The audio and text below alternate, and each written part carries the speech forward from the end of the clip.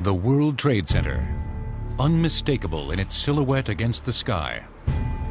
Its twin towers of steel, glass, and concrete reach more than 1,360 feet in the air, dominating the skyline as Manhattan's tallest structures. The pair has come to symbolize both the contemporary spirit and vitality of New York. I believe New York's icon at the moment is the World Trade Center. It's in every major picture around the world as symbolizing New York.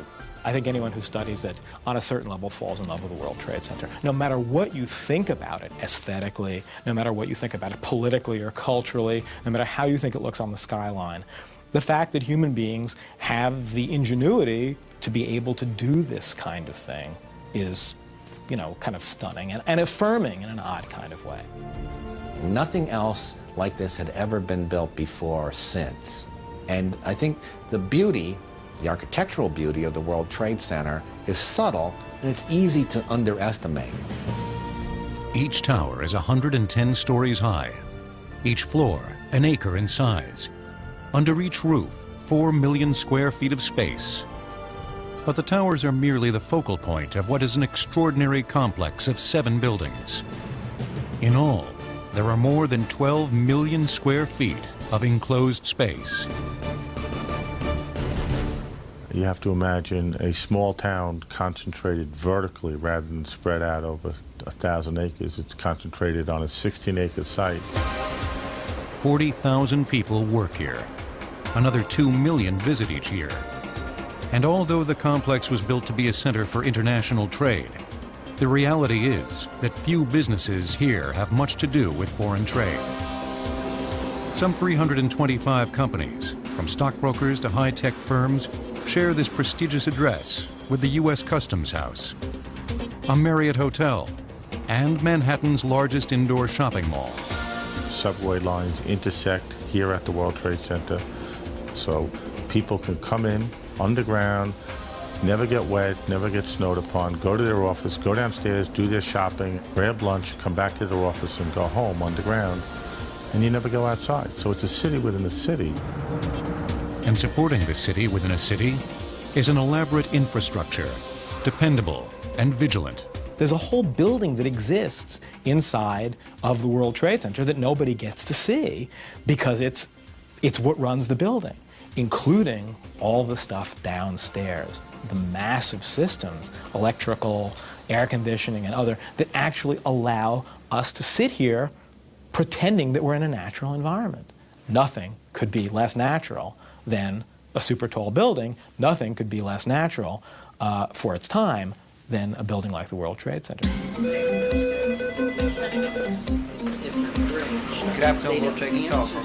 So vast is this city, the World Trade Center has its own police force and what it calls the Operations Control Center, or OCC. The department's sole responsibility is to keep this mini metropolis safe, clean, and functioning. The Operation Control Center of the World Trade Center could be compared to the war room on board a warship. It's manned 24 hours a day, 7 days a week, and they respond to crises. The OCC can be found in the sub-basement in a series of windowless offices. Whatever goes on here at the World Trade Center is typically coordinated through that room. If a tenant has a flood on their floor from an air conditioner overflowing, that's where they call. If the fire department needs a security guard to open up doors, they're the ones that are sending the security people with the right keys to open up the door. More than 30,000 work orders are handled each year. The OCC monitors all emergency water and electrical systems, including the World Trade Center's immense refrigeration unit. I was overwhelmed with the size and scope of the machinery. It was larger than the flight deck of an aircraft carrier. I mean, just huge pipes on a scale which reminds one of Gulliver's Travels, so one feels like a Lilliputian among such huge machinery. 4 basements below the Twin Towers on 2.5 acres of concrete is the heart of the World Trade Center's air conditioning system. It's a system so massive, it can filter and circulate 9 million cubic feet of air per minute. We're roughly 60 feet below grade. We have 7 heat exchangers. They're some of the largest in the world. Each heat exchanger has a capacity of 7,000 tons. The equipment is used to cool both towers, their sister buildings, the shopping concourse, and the subway station. The first subway station to be air-conditioned in the United States. We bring in river water from the Hudson, and it runs through the heat exchangers and cools the water that we use for air conditioning. Engineers of the World Trade Center had considered conventional rooftop cooling towers, but the units would have been so enormous, there was concern that they would mar the appearance of the building. The solution lay nearby. Because the complex sits by the Hudson River, cold water could be pumped directly from the river and used to cool the massive system. Today, large intake pipes provide the refrigeration plant with 90,000 gallons of water per minute. River water is run through the system and then vented back out to the Hudson River. Of course, the Environmental Protection Agency keeps a close watch because they don't want too fierce of a temperature gradient because of the flora and fauna in the river itself. The World Trade Center complex has 71 escalators and 254 elevators that make as many as 450,000 trips a day. The express elevators can travel at speeds of up to 27 feet per second, or 19 miles per hour. The elevators are quite powerful. Each elevator has its own motor and its own motor generator set, generating about 480 horsepower. In case of a power failure, the World Trade Center has 6 emergency generators. This backup system can yield 7,200 kilowatts, enough to satisfy the needs of 4,000 suburban homes. It's just enough to power an elevator bank in each tower, stairway lighting, fire sprinklers, and other emergency essentials. In addition to that, we have now built a large diesel power plant on top of 5 World Trade Center, where we not only can provide emergency power to the facility, but we can provide emergency backup power to all of the tenants' computer needs. Even washing the 600,000 square feet of windows of the Twin Towers requires something out of the ordinary.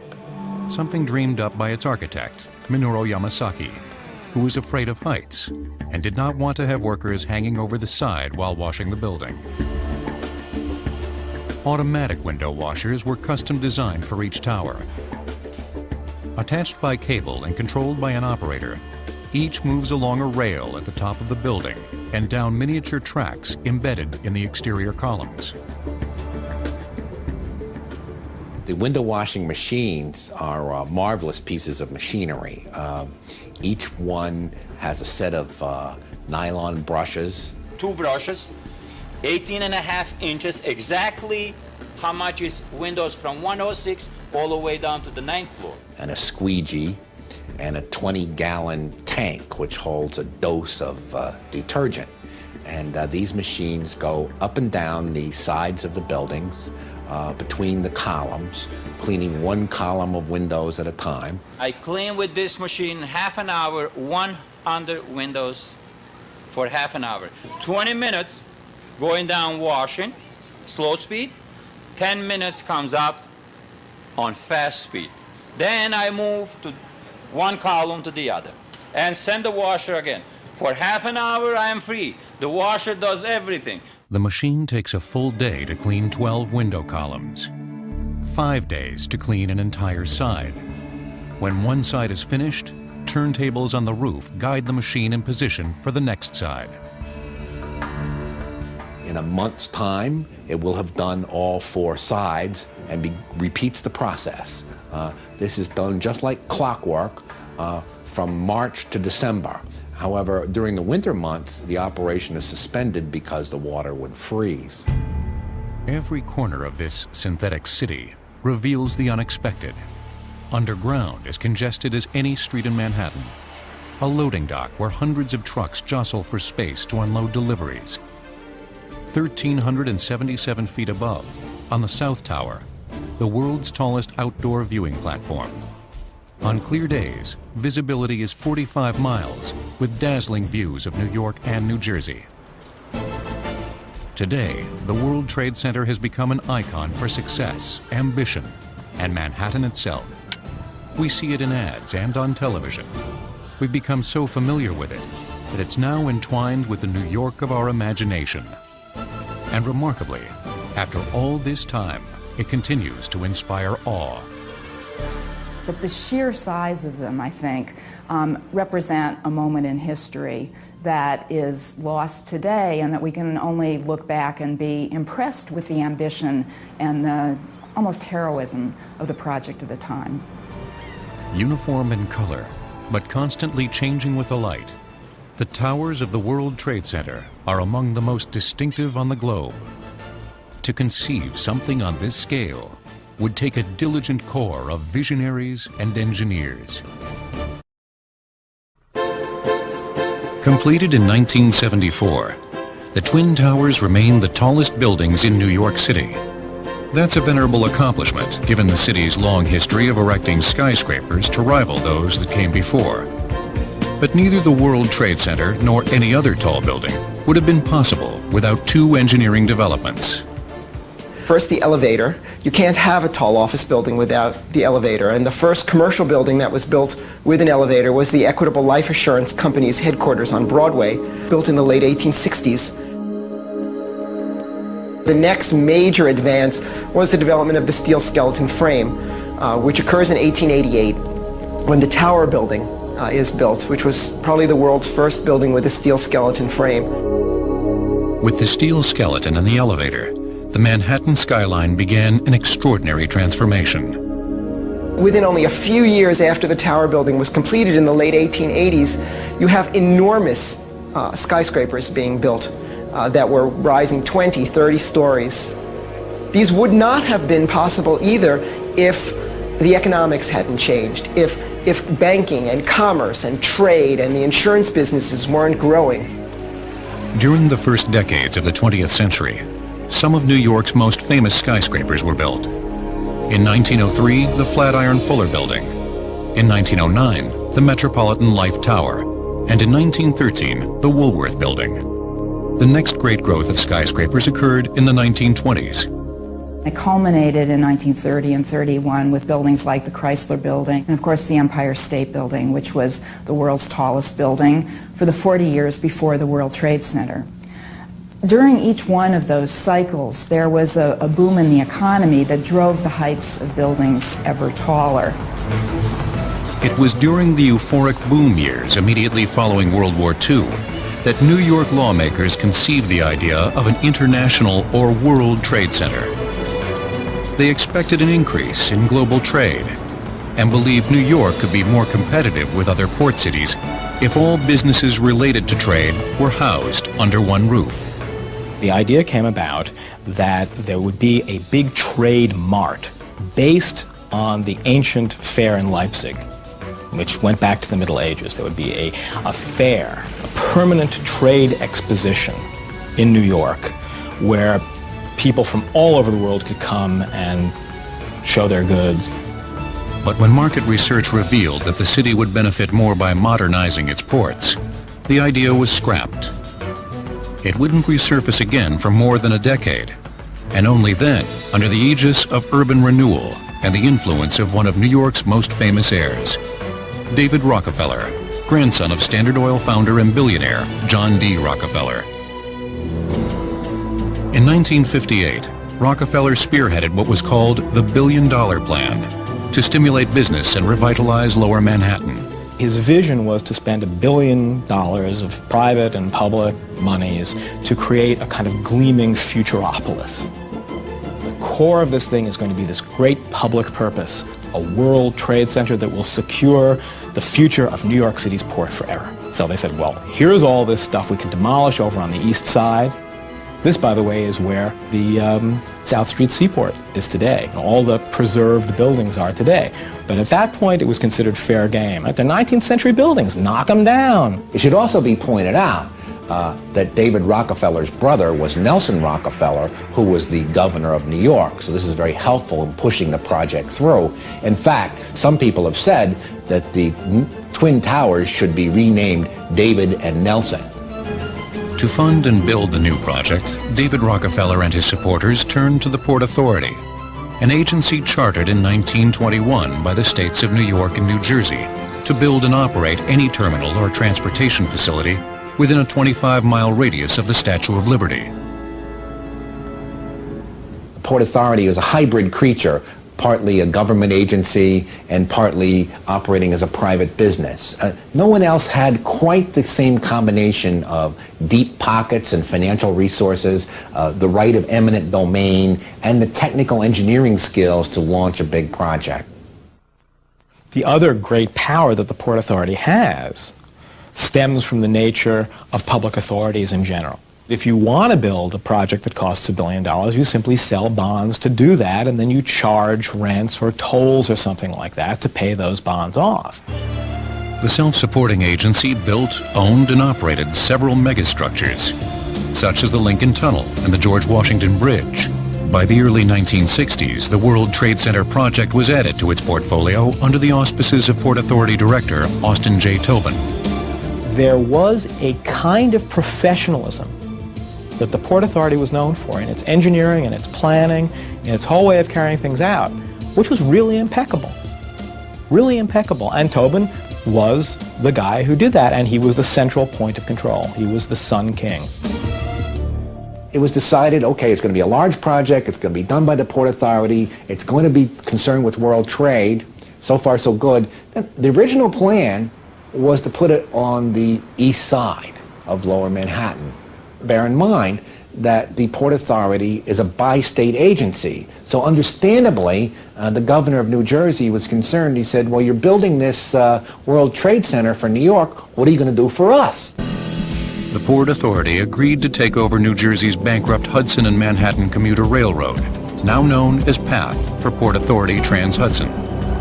The railroad had been running since 1908 and was in dire need of a facelift. Its terminus was on the west side of Lower Manhattan. Once this deal was in place, that New Jersey was getting the PATH, New York was getting the Trade Center, gradually it hit everyone. Why not put it on the west side, and then you could do two projects at once? It was a brilliant breakthrough, and the governor of New Jersey said, at least we can see the damn thing. The World Trade Center project was moved from the east side to the middle of a neighborhood known as Radio Row. This was the center of the radio industry, where I remember going down there as a child with my father to buy radio tubes. It was a sort of a bazaar of retailers, mostly involving consumer electronics of some kind. And this was where the first TVs were sold off the shelves in the United States. I mean, this was the consumer appliance mecca. Radio Row merchants protested, but their shops would vanish by way of the wrecking ball as plans to build the biggest complex in Lower Manhattan geared up. Ultimately, they didn't have much of an argument when you compared what, in the minds of the various judges who heard the cases, was the public good. Well, I mean, you're just a business. You can go and you can move someplace else. But this is Lower Manhattan, and the financial district has to expand. I mean, look, you guys got to get out of the way. The merchants were bought out. Planners decided the World Trade Center site would occupy 16 acres, but it was not yet known who would design it. When Yama received the letter, we looked at the letter, and Yama kind of called us together and said, you know, it just shows how careful you got to be when you write a letter of invitation like this, because here's a project that obviously has a misplaced decimal point. It's got too many zeros. Who would be asking our firm to do a project of $250 million? But we prevailed upon Yama to follow through, make a call. It was the call that changed his life. Out of a field of more than a dozen prominent architects, Austin Tobin and the Port Authority chose Minoru Yamasaki and his firm out of Michigan to design one of the most important buildings in the world. The year was 1962.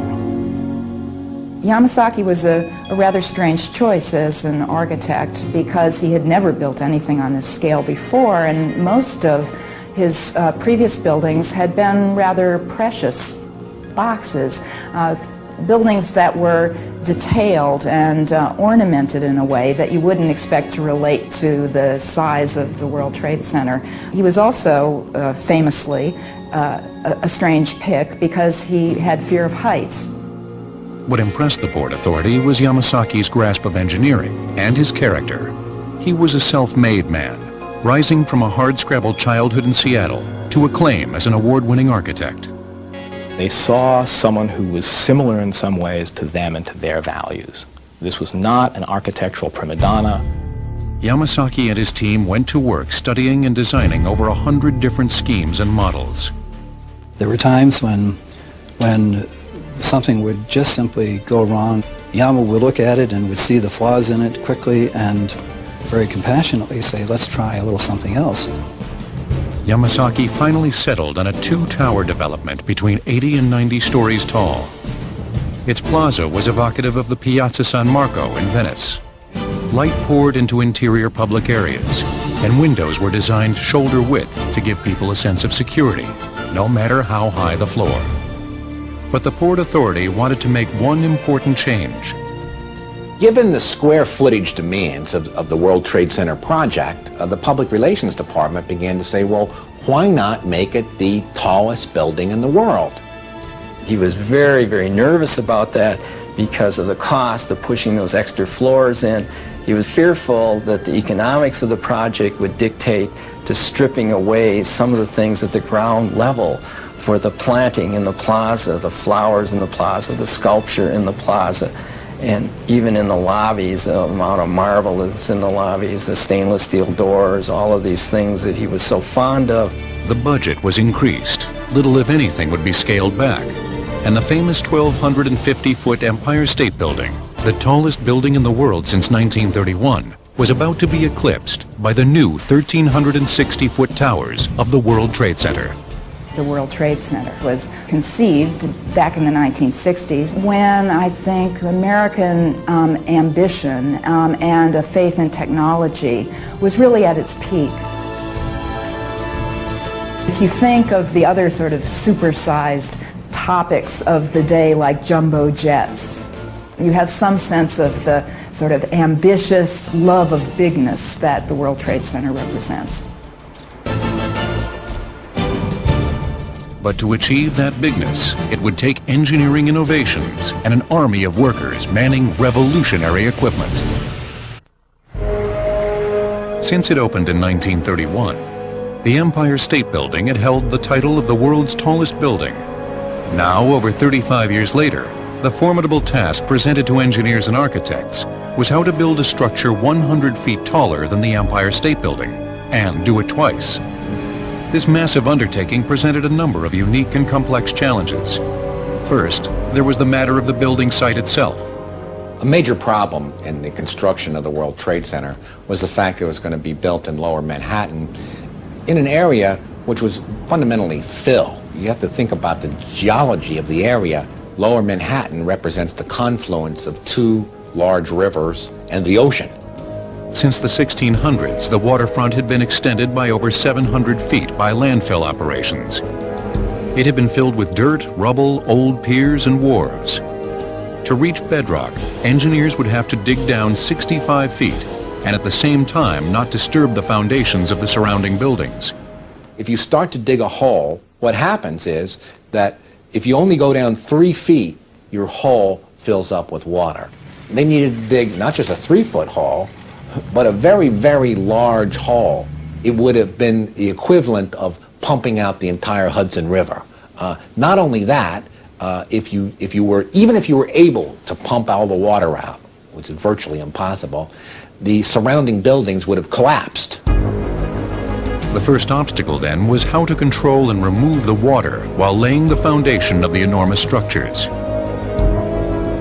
They had to come up with extremely unique and wonderful engineering techniques to actually pour that foundation while all this water was pressing in on the foundation structure itself. The solution came from engineer Ray Monti, who would utilize the slurry trench method. It had been used for subway construction in Europe and in Canada, and now would be used for the first time in the United States. For this project, excavating machines would dig a 3-foot wide trench down to bedrock. As dirt and rock were removed, they would be replaced by the slurry. The slurry is a mixture of water and bentonite, a type of expansive gray clay that has a swelling tendency and would plug any holes along the side as excavators dug deeper. The trench was dug in 22-foot segments. Then, the workers lowered into each slurry-filled segment a pre-assembled 7-story high steel cage of reinforcing rods, weighing 65 tons. The cage provided a framework for the concrete wall that was to come. The concrete would be poured in at the top of the trench through a pipe that resembled an elephant's trunk. The concrete was heavier than the clay, so it sank to the bottom, and the clay rose up and was reclaimed and used for the next section of trenching. All in all, construction workers had to make 152 of those 22-foot trench segments to enclose an area 2 blocks wide and 4 blocks long. It was like building a bathtub, only it's a bathtub in reverse. The purpose of this bathtub, 800 feet long, 200 feet wide, 70 feet deep, was not to contain water, but to keep water out. And the bathtub, you could have swum, Moby Dick could have done laps in the bathtub because it was that big. A unique method and used extensively now. In fact, a number of people from other cities come to look at how the Trade Center was built, for example, in Denver, and are using the same method. The site posed another major challenge. The tunnels containing the PATH commuter rail lines lay underground within the excavation area. Over 130,000 passengers traveled daily on these lines.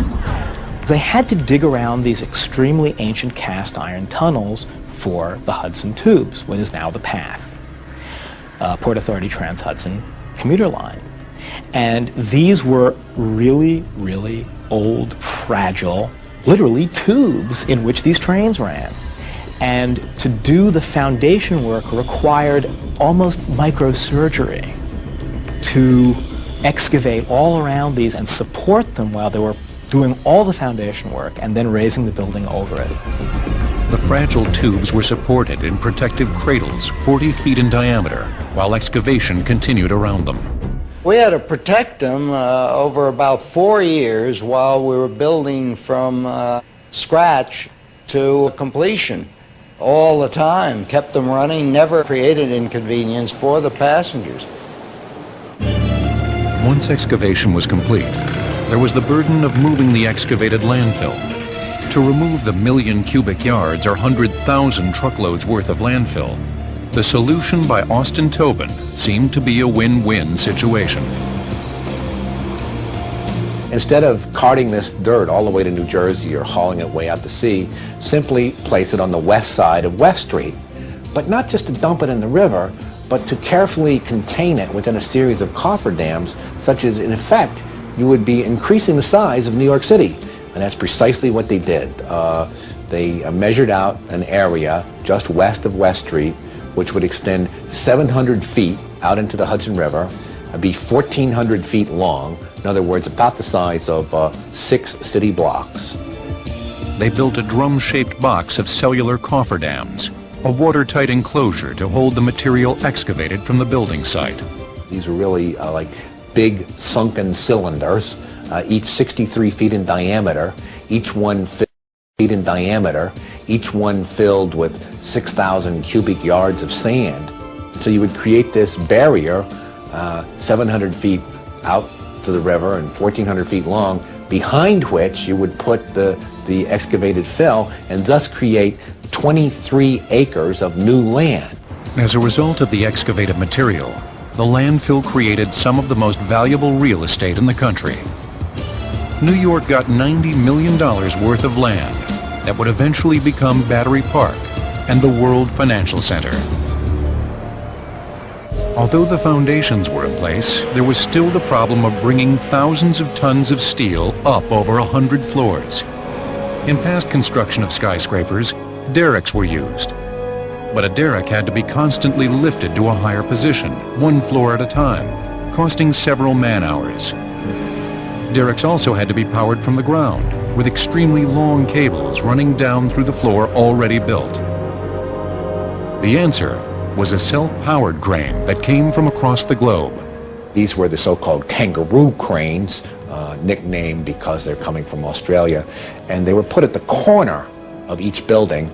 And what these kangaroo cranes essentially were able to do was to hoist themselves up with automatic machinery built into the crane such that the crane could rise as the building went up. The crane's diesel motors supplied the power, driving a series of hydraulic lifts installed at the base of each corner.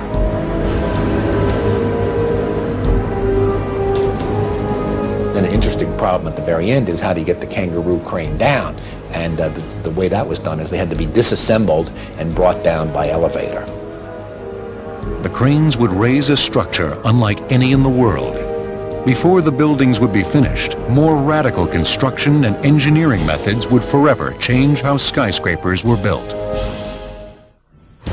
Construction of the Twin Towers began in August 1968. Architect Minoru Yamasaki would move away from conventional techniques with a completely different type of skeleton. The common sense way of understanding the construction of a skyscraper, we think back to our childhood, is building it like an erector set. You have little pieces of steel which you hold together with rivets and grommets, and it's like building a cage. This is the normal way of building a steel skyscraper. It's a cage-like construction. You have vertical members and horizontal members, and you build little boxes, and you pile box upon box upon box, and thus you have a skyscraper.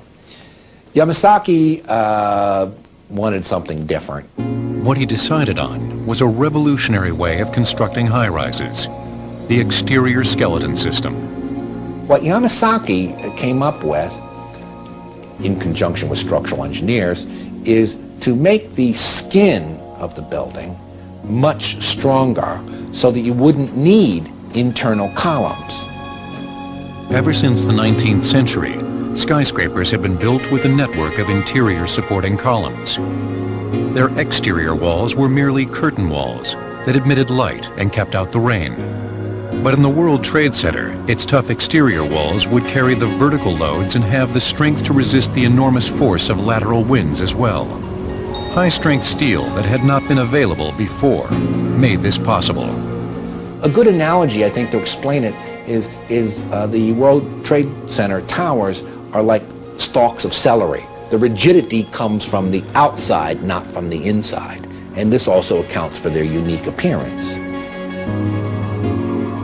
The building was designed to have a fully loaded 707 crash into it. That was the largest plane at the time.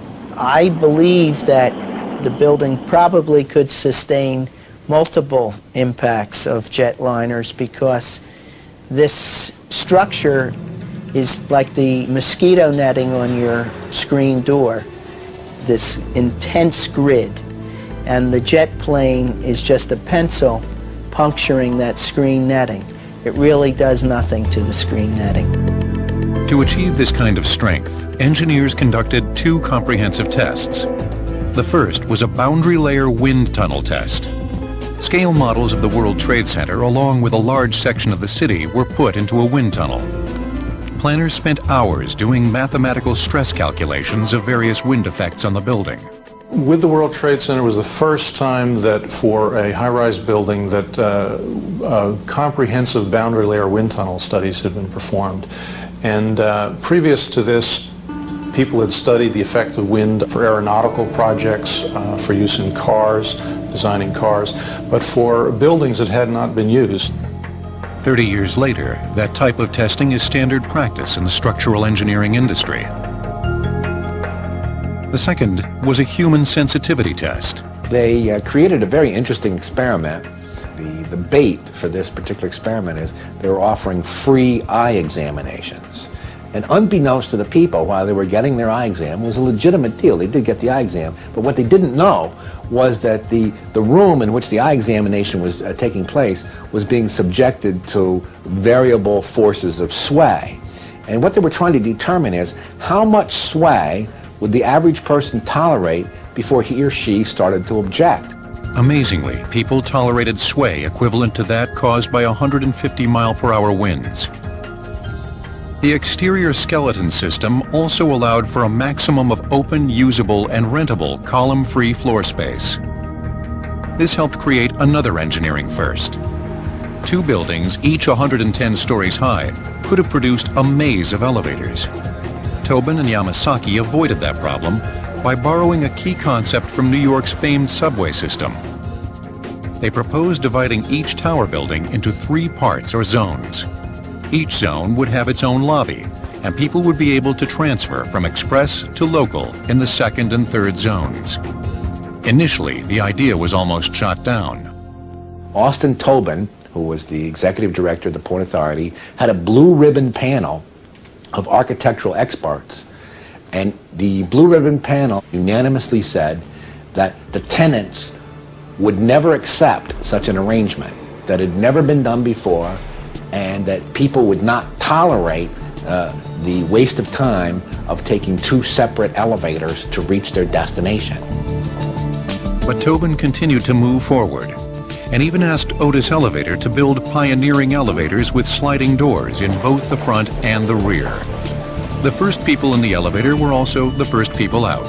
As it turns out, people readily accepted it because the truth was that this system, even though it involved 2 rides, the express ride and the local ride, actually saved time and resulted in a shorter wait.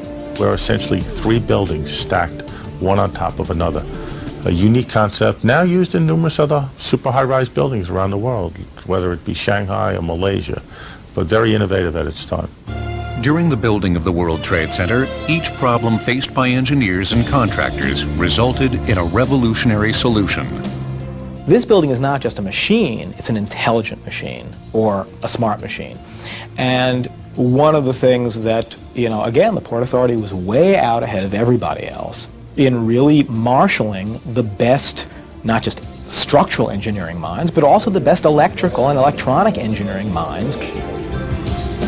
All of these pioneering ideas created a complex that was structurally sound and incredibly efficient. Its strength and its very existence would be most severely tested not by high winds or a jet airplane, but by an unforeseen and appalling act.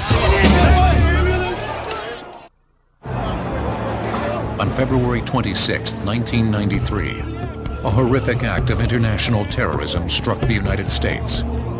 In an attempt to bring down the Twin Towers, Islamic terrorists called the Fifth Liberation Army planted a bomb equivalent to 2,200 pounds of TNT in the parking garage of the 2nd floor basement of Tower 1 at the World Trade Center. At 12:18 p.m., a huge explosion left 6 people dead and more than 1,000 injured. It was just a day that you don't forget. I wasn't injured at all in the bombing. I just was hit by a falling ceiling tile, and I guess it wasn't my time. I was about 150 feet from ground zero. And I took the elevators down to the B2 level, was walking down the hallway that day, and I just entered the door to my office, and the bomb went off. All I remember is a tremendous loud sound and a blast of wind going behind me, and the secretary that was walking with me that day, and she was heading down the hall to the carpenter's office, both of her legs were broken by this blast of wind. She wasn't hit by anything other than the blast force. Then within about a half a second, my mind had realized that it was a bomb, and that's what I yelled to everyone in the office: "It's a bomb, get out." The massive explosion ripped through the basement floor, creating a hole 100 feet wide, 4 stories deep, a tomb of crumpled cars, concrete, and twisted steel. However, the apocalyptic devastation hoped for by the terrorists did not come to pass. There was much damage caused by the explosion, but it was all in the surrounding area and very little inside of the footprint of the building, despite the fact that the bomb was placed immediately adjacent to it. Fortunately, the World Trade Center had been constructed to withstand hurricane winds of up to 150 miles per hour. The energy impact from those winds far exceeds the impact from the bombing. While the bomb was similar to the one that completely destroyed the Murrah building in Oklahoma City, the steel vertical columns of the World Trade Center did not flinch. An analogy that one might put to that is if you take a firecracker and you put the firecracker on the ground and you put a can over it, Anyone who's done that realizes that the can goes shooting up in the air and the ground doesn't move. Well, the building was analogous to the ground. It didn't really move. That wall was very strong relative to anything else around, and so the force of the explosion, the shock wave, basically hit that surface and reflected. All that it caused was a crack in one of the support columns that you could stick a dollar bill through on one side. The other three sides of the column remained intact, and the loads just transferred to all the other structural steel in the complex. What concerned engineers most was the bathtub-like 7-story basement of the Trade Center complex that keeps out the waters of New York Harbor. The horizontal basement floors that formed the lateral support for the bathtubs had been destroyed.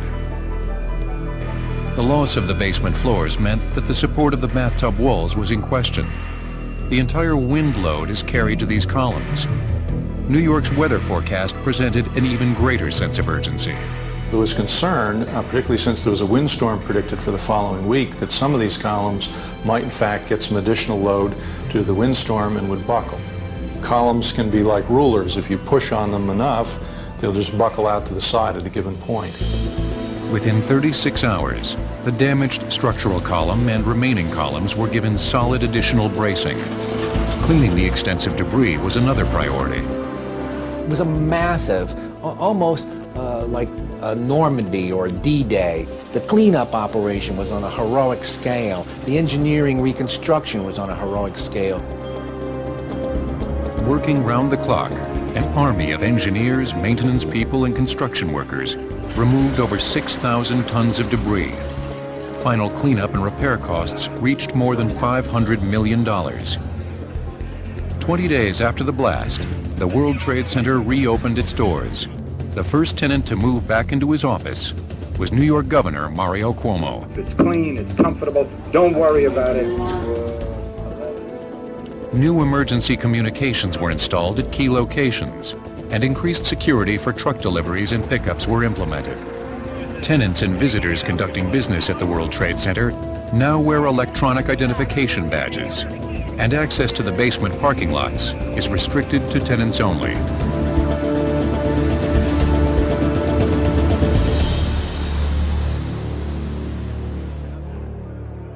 There was a loss of life. Some of my friends were killed in this incident. But it shows the tremendous resiliency and strength of these two towers, that such a significant event resulted in what was amazingly not that much property damage, and what could have been a real tragedy, only 6 people were killed here, rather than the tens of thousands that the terrorists wanted to kill. It was a symbolic act more than a murderous act. The World Trade Center is a symbol, an icon, a representation, not just of the port of New York and New Jersey, or of Lower Manhattan, or of Wall Street, but indeed of the capitalist system, and by extension, all of America. Now more than ever before, the World Trade Center could be seen as a symbol of New York's strength and resilience. Great engineering projects like this become another way of our continuing to tell a story about who and what we are. You know, that's one of the ways that civilization reproduces itself. And sometimes we have to write these things out real big and then look at all the small stuff that goes into it, floor by floor by floor.